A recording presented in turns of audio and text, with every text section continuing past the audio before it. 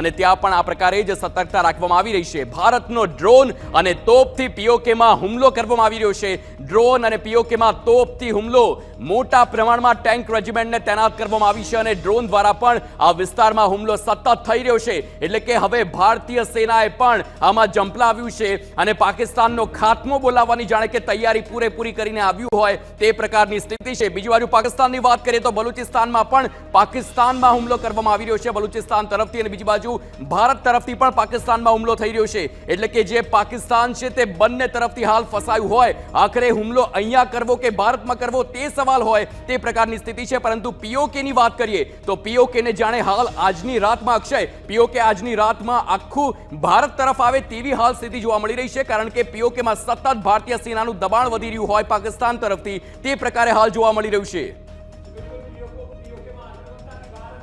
આગળ વધી રહી છે. જો કે પીઓકે એક આખો અલગ મુદ્દો અને યુનાઇટેડ નેશન્સનો મુદ્દો છે, પરંતુ હાલ પાકિસ્તાનને સબક શીખવાડવા માટે આક્રમકતાથી સેના પણ, એટલે હવે આપ જુઓ તો એરફોર્સ હોય, નેવી હોય કે આર્મી હોય, સેનાની ત્રણ પાંખ લાગી ગઈ છે. પાકિસ્તાનને ઘેરી લેવામાં આવ્યું છે અને ભારત પૂરા દમખમથી આગળ વધી રહ્યું છે કે કોઈ પણ સ્થિતિમાં પાકિસ્તાન